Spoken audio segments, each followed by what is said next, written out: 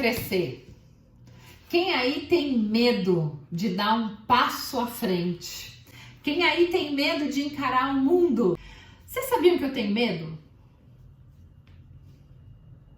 Vocês imaginam que eu tenho medo? Nós temos medo por N motivos. Medo da rejeição, medo do abandono, medo de não agradar as pessoas. E aí eu comecei a falar um pouquinho. Vocês sabiam que eu tenho medo? Muito medo? Muito medo. Nós tivemos uma reunião ontem, eu, a Júlia, o Marco, o Martim e o João. Eles fazem parte da minha equipe de trabalho. E eu fiquei sabendo que eu vou ter que aprender um monte de coisa. Sabe como que eu saí da reunião? Com dor de cabeça. Com muita dor de cabeça. Eu saí com tanta dor de cabeça e depois que eu fui me dar conta que eu tava me borrando de medo. Que eu tava apavorada de tanto medo. Que eu não consegui dormir direito ontem à noite de tanto medo. E hoje de manhã eu acordei com medo. Eu acordei ainda com medo. Sabe do que eu tinha medo? Sabe do que eu tenho medo? De mim mesma. Eu tenho medo se eu vou conseguir suprir a expectativa deles comigo, se eu vou dar conta de fazer tudo que me foi solicitado, que não foi pouca coisa, se eu vou conseguir passar a mensagem da maneira que me foi solicitado. E eu tava com muito medo. Eu estou com medo ainda. Tem um negocinho aqui no meu estômago que ainda está com medo. Mas Ed, como você, psicóloga, tem medo? Porque o ser humano tem medo, porque não tem como eliminar o medo. O medo nos protege, o medo nos mostra que você pode estar em perigo. E o medo nos faz avaliar e olhar para as coisas de uma maneira que eu devo ir ou não. Se você não tivesse medo, você pularia aqui do 5º andar lá embaixo, porque você não tem medo. Então, existe uma maneira distorcida também de olhar o medo. Claro, eu não tô falando aqui, gente, de quem tem pânico, né? Que o pânico é paralisante. Mas faz parte do ser humano sentir medo. O que acontece é que nós potencializamos o medo a partir daquilo que nós temos como aprendizado nosso, dos nossos medos, das nossas inseguranças, das nossas histórias de vida. E aí, como que o medo aparece? O medo aparece, então, na insegurança, na ansiedade, numa necessidade humana de agradar o outro, de mostrar para o outro que você é capaz, que você consegue. Você tem medo de falar as coisas e como é, o que o outro vai pensar e como ele vai pensar e de que maneira ele vai olhar para mim. Então, olhem só. Nós estamos falando que o medo que está dentro está relacionado a algo que está fora, a algo que eu não tenho controle. E o que acontece? Por que esse medo está ali? Porque eu acredito muito que a maioria das pessoas tem uma imagem distorcida de si. Elas têm uma imagem que não condiz com aquilo que elas são. E muitas pessoas, por não aceitarem a sua imagem, fazem N transformações no seu rosto e no seu corpo. Gente, abre parênteses, eu não estou falando aqui que você não deva fazer. Eu estou falando que você precisa compreender por que é que você está fazendo. Todo mundo me pergunta se eu fiz cirurgia no meu nariz. Porque ninguém acredita que esse nariz meu papai e minha mamãe fizeram com muito amor, com muito carinho, e eu nasci com esse nariz. Porém, eu nasci sem pelo na sobrancelha. E aí não tinha sobrancelha, tem um risquinho assim, sabe? Não tem pelo. Aí eu fui lá e fiz uma sobrancelha, porque não tinha. Mas por que eu tô falando isso? Porque era uma necessidade, tem pessoas que não têm pelo, agora tem até implante de sobrancelha, eu nem sabia disso. E isso me prejudicava sim. Eu sentia vergonha de me apresentar. Eu me achava feia, eu me achava diferente das outras e eu queria, né, que o meu rosto ficasse desenhado. Mas prestem atenção, por muitos anos, o fato de não tê-las me trouxe muitos, não tê-las, né, ter pouquinho, me trouxe muita insegurança.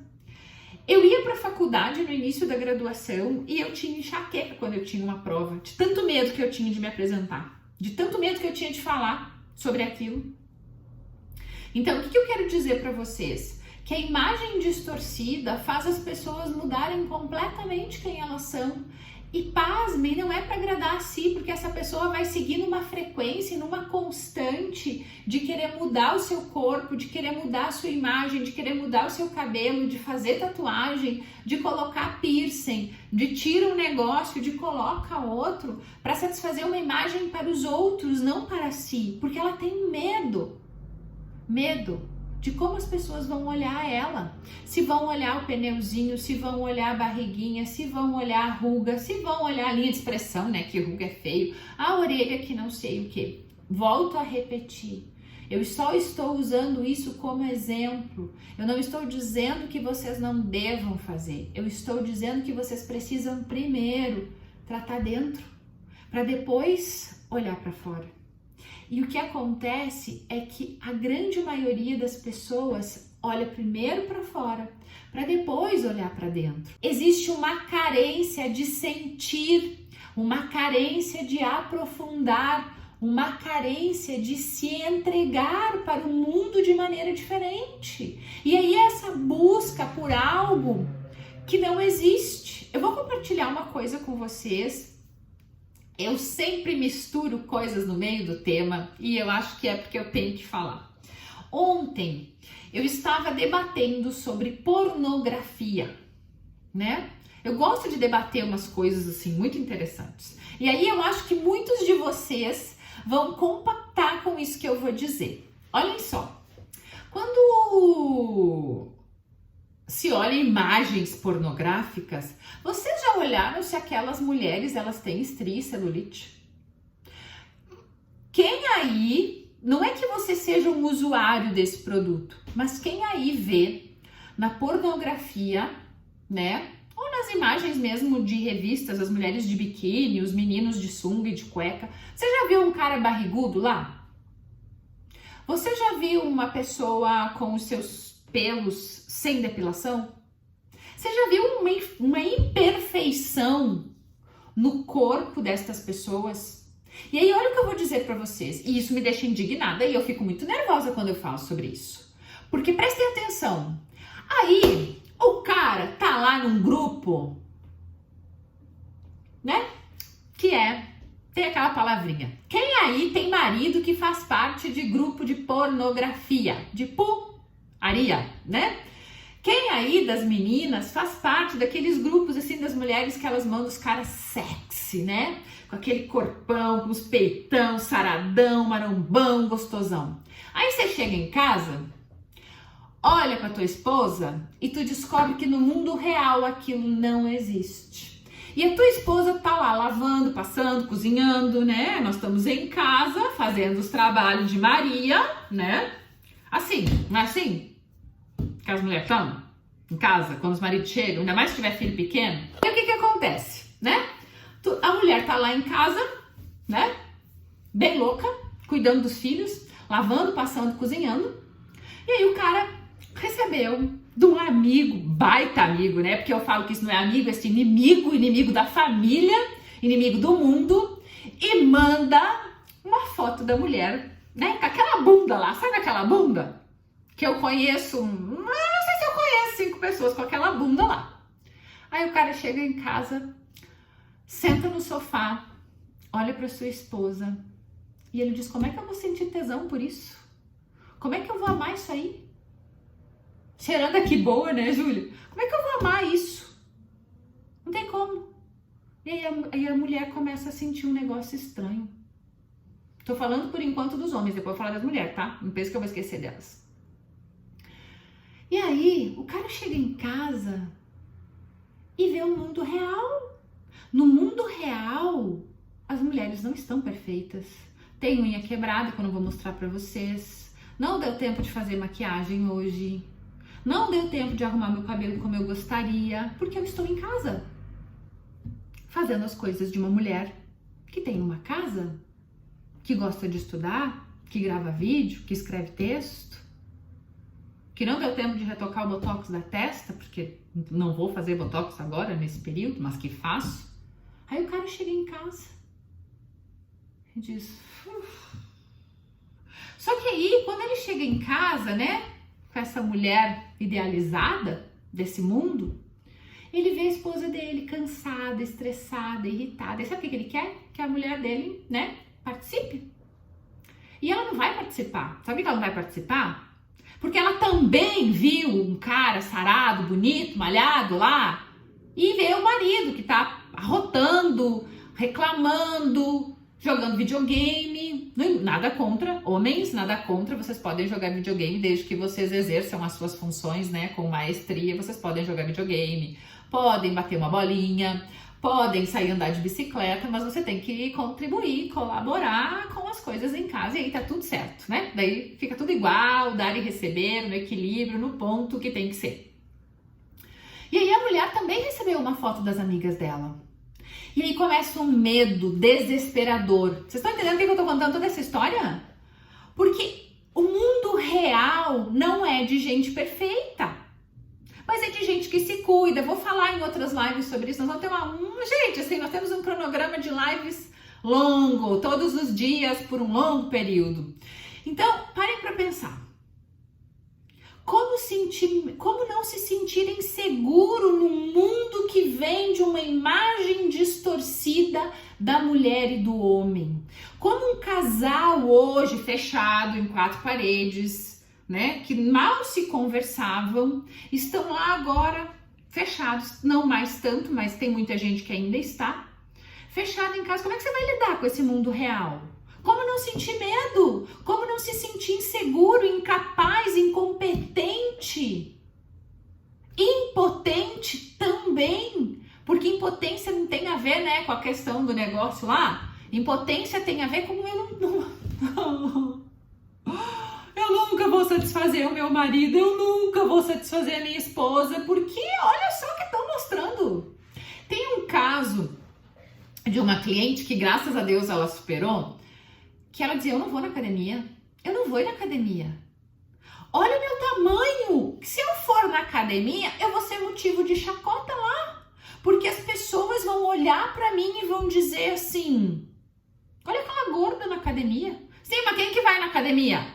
Como é que você vai emagrecer se você nunca for na academia? Só que tem gente aí que faz isso, né? Olha assim, olha essa gorda vai quebrar a esteira. Tá aí, ela vai emagrecer como se ela nunca for pra academia?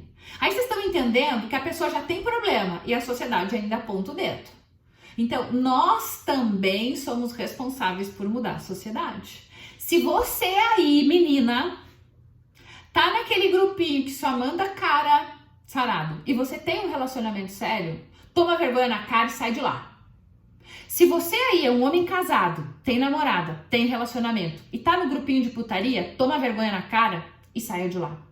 Em respeito ao teu parceiro, à tua parceira. Agora, se você tá, saia da live nesse minuto e vá lá sair do grupo.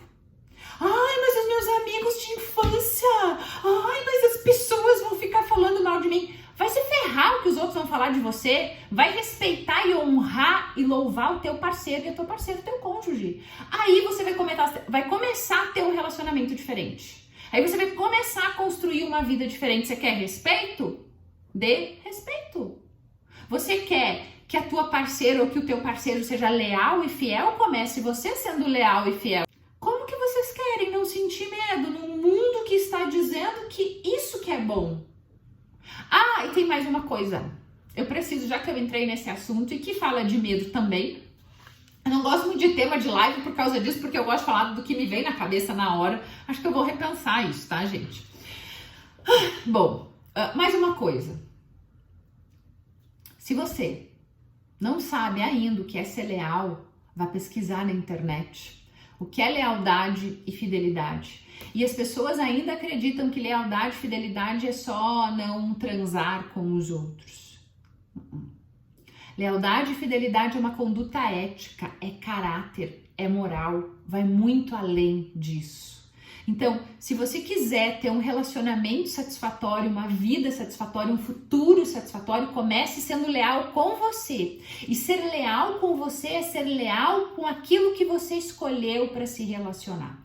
Se você escolheu uma pessoa para se relacionar e você não está legal no relacionamento com ela, sente e converse. Agora, quando você trai o parceiro ou a parceira, você trai a tua escolha. E o pior de tudo é quando nós traímos aquilo que nós escolhemos. E aí, olha que interessante, o que isso tem a ver com medo, Ed? O que isso aqui tem a ver com o tema da live? Tem que, por muitas vezes, você toma uma decisão de escrever um livro e você trai a tua decisão porque você tem medo do que os outros vão pensar daquilo que você escreveu. Gente, se eu tivesse medo do que os outros vão pensar, e olha que às vezes eu tenho, mas eu não paro por isso. Eu vou com medo mesmo? Eu às vezes tenho medo de falar essas coisas que eu acabei de falar aqui, porque caiu na internet e ninguém mais tira, né? Presta atenção nisso que eu vou falar. O maior problema do medo é que você se trai. Então você toma a decisão, agora eu vou fazer academia. E aí você tem medo do que os outros vão pensar quando você chegar lá na academia, o que vai acontecer? Você traiu a tua decisão. Você foi desleal e desonesto contigo. Sabe por quê?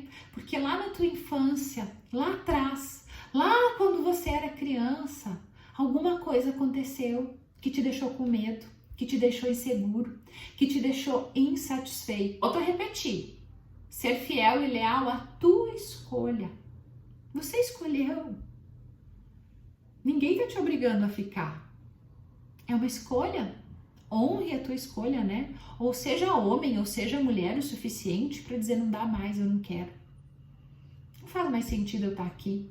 O que eu espero da minha vida não é isso que a gente tá, né, compartilhando. Eu quero compartilhar outras coisas. E tá tudo bem, você não é obrigado a ficar com ninguém. Mas o outro merece o teu respeito. Se você quer ter um relacionamento dos sonhos, seja você o parceiro dos sonhos para o seu parceiro. Mas olha só, vamos voltar. Então, adultos, lembra que eu falei que a live de hoje é medo de crescer? Adultos tomam decisões adultas. Adolescentes têm comportamentos de adolescentes. E tem adultos que têm medo como se fossem adolescentes. Parece que eles ainda não saíram da casa dos seus pais. Parece que ainda eles estão lá na fase do ensino médio. Parece que eles ainda estão, né, com medo de crescer. Por que eles têm medo de crescer? Porque sair de casa, né, requer o quê? Requer independência, requer autonomia. E olhem só, às vezes por situações forçadas, os jovens saem de casa muito cedo. Eu saí de casa aos 17 anos e de maneira forçada eu fui obrigada a amadurecer. Eu engravidei aos 17 anos e eu precisei amadurecer. Foi uma exigência do mundo, do universo. O que acontece? Quando nós não vivemos determinada etapa da nossa vida, na etapa que ela tem que ser vivida, ela cobra um preço lá na frente. Então, uma adolescência não vivida vai aparecer e vai ser cobrado um preço num outro momento, ok? Então, quando eu não vivo a adolescência na fase que eu tenho que viver, a adolescência vai cobrar um preço no futuro. E hoje eu percebo muitas mulheres adultas, vou falar de mulheres porque é um assunto que eu mais trabalho, é o público que eu mais trabalho. Eu vejo muitas mulheres adultas, donas dos seus lares, com filhos, vivendo um medo de adolescente. Sabe por quê? Porque é muito provável que essa etapa da vida, alguma coisa aconteceu. É como se ela tivesse que ter pulado esse processo. E aí hoje ela não consegue administrar a sua vida, porque pessoas adultas conseguem administrar a sua vida. Pessoas adultas conseguem gerenciar as suas emoções. Então, pare para olhar. O que aconteceu contigo na tua infância? O que aconteceu contigo nesse processo da pré-adolescência e da adolescência? E observe se teve alguma etapa da vida que você não viveu, por N motivos. Olha, eu atendo pessoas O que aconteceu, por exemplo? A mãe teve um bebê, ela era criança e ela precisou assumir o cuidado da criança. Pulou a fase da infância. Acabou assumindo uma responsabilidade que não era dela. Vocês estão entendendo? Tá fazendo sentido? E aí começam a vir muitos medos, porque eu preciso gerenciar algo que não é meu. Que eu não, ou melhor, eu preciso gerenciar uma situação que eu não tenho maturidade emocional para gerenciar. E aí hoje uma outra situação aparece na frente dela e ela também não sabe gerenciar. Por quê? Porque ela não foi preparada, porque foi exigido dela um comportamento que ela não tinha maturidade para dar conta. Por que as pessoas têm medo? Porque elas têm medo de mudar.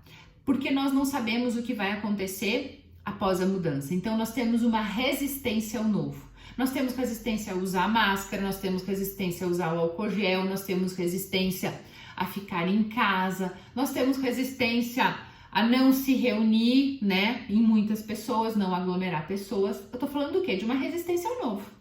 Nós temos medo do que vai acontecer lá fora, então a criança tem medo do que vai acontecer lá fora. O adulto, ele já entende que ele é responsável, que ele precisa fazer as coisas, que ele vai dar conta dentro do que o mundo está possibilitando nesse momento. Estão entendendo? Nós temos então esse medo do que os outros vão pensar, essa imagem distorcida, e aí vem toda a mídia, toda né, a tecnologia e diz assim, a mulher ideal é essa, o homem ideal é esse, o que o mundo espera de um profissional é isso, o que o mundo espera de um outro profissional é isso. E aí o que acontece? Nós começamos a absorver isso tudo. Gente, viu, ouviu, sentiu, né? Recebeu a informação, processou ela e aquilo já está fazendo um movimento dentro de você. E se, um agravante, né? Se você lá na tua infância escutou sobre você não é capaz, você não dá conta, a irmã dela é melhor do que ela, o irmão dela consegue fazer, ela não consegue, tu tá vendo, nossa, olha como ela é caprichosa, que organizada, mas como tu é burra, tu não consegue aprender, né? A pessoa vai internalizando e isso vai ficando ali. Aí chega num momento na vida adulta que você vai precisar enfrentar alguns monstrinhos. Só que aí esses monstros, eles estão lá dentro de uma maneira tão, né, forte. Isso, Dani, se compara o tempo todo. É tão forte isso que tá lá, que quando você se depara com uma situação, por exemplo, de ter que falar em público, de ter que defender uma tese ou um TCC, de ter que pedir um aumento de salário, de ter que conversar com o teu parceiro, com a tua parceira sobre o relacionamento, esse medo, ele entra de uma maneira e você fica paralisada. Só que aí a tua cabeça não paralisa, né? Quem aí que quando tá com medo a mente para? É um negócio muito estranho, porque pra mim o medo se mistura com a ansiedade, com a insegurança. Tá tudo junto e misturado. É um coração que bate desesperadamente, é a boca que saliva, é a dor de cabeça que vem, parece que tá comprimindo e ai meu Deus, agora eu tenho que administrar tudo isso, tem o coronavírus, tem a crise, não tem dinheiro. Ai, como é que eu faço? Dá um nó, né? Quando uma situação acontece que te coloca em frente, né, ou de frente ou em frente a outra questão que te coloca com medo, com a sensação de que você pode perder algo, perder a saúde, perder a vida, perder um ente querido, o teu medo é acionado. Porque isso está relacionado a quando você era criança. Eu tô dando um exemplo, gente, eu não tenho como saber individualmente o que cada um sente, mas eu quero te dizer que tem como você resolver isso, tem como você resolver isso. Eu sempre me faço a pergunta, eu iniciei a live falando que eu estava me borrando de medo das mudanças que eu terei que fazer, porque eu tenho uma empresa, eu tenho um negócio, e que para isso eu preciso enfrentar o medo. Aí eu parei e fiz a pergunta para mim, eu ainda estou, gente, não pensa que passou, só que tá tudo bem. Mas eu me perguntei, eu tô ensinando para vocês como fazer. Eu me perguntei, Edegmara, com tudo que você estudou, com toda a experiência que você tem, com tudo que você sabe, com todo o conteúdo produzido que você já tem, faz sentido você estar com medo? Daí eu olhei para adulta, porque veio uma criancinha, né, toda atrapalhada, que apareceu aqui hoje, ontem de tarde, hoje de manhã. Eu disse, não faz sentido, Edegmara. Peraí. Agora, você tem mais recursos, você tem mais capacidade, você sabe quem você é, lembra lá do Descobrir Quem Eu Sou. Você já tem um entendimento do que é fazer uma live, do que é gravar um vídeo, do que é escrever um texto. Aí é essa pergunta que você tem que se fazer. Gente, quando nós fizermos perguntas para nós mesmas, o nosso cérebro nos dá a resposta. E aí você vai olhar e vai falar assim, peraí, não faz sentido. Quando você sentir muito medo, gente, isso aqui eu ensino no Mulheres em Ação, tá? Quando você sentir muito medo mesmo, um medo que você parece ser uma criança pequena, desamparada, o que você vai fazer? Você vai pegar uma almofada, eu não tenho aqui nesse espaço, ou quem tem filha pequena, ou quem guarda uma bonequinha de criança, de lembrança, você vai pegar, vai colocar uma música de ninar. Sabe aquelas músicas? Não pode ser com a Cuca, tá? Sem Cuca. Só uma musiquinha de ninar. Tem muitas musiquinhas de ninar no YouTube também, mas lá no meu Spotify tem. No Mulheres em Ação, na playlist. E você vai ninar a tua menina. E você vai dizer pra ela, ou o teu menino, né? Você está... Edegmara, está tudo bem? Você está segura agora. Eu protejo você. Muito obrigada por ter me acompanhado até aqui. Muito obrigada por ter acreditado em mim e estar comigo nesta jornada. Eu hoje me sinto segura. Você está segura. Nós estamos amparadas e acolhidas nesse momento. E aí não tem certo, não tem errado, não tem as melhores palavras. Tem você fechar os teus olhos, colocar esse travesseiro, o que você quiser, e fazer o exercício de proteger e amparar e dar segurança para a tua criança interior. Tudo na nossa vida começa nos nossos primeiros anos. Do momento da concepção até os nossos 6 ou 7 anos. Tudo acontece lá. Tudo que você viveu lá vai se repetir agora, se você não compreender o que está acontecendo.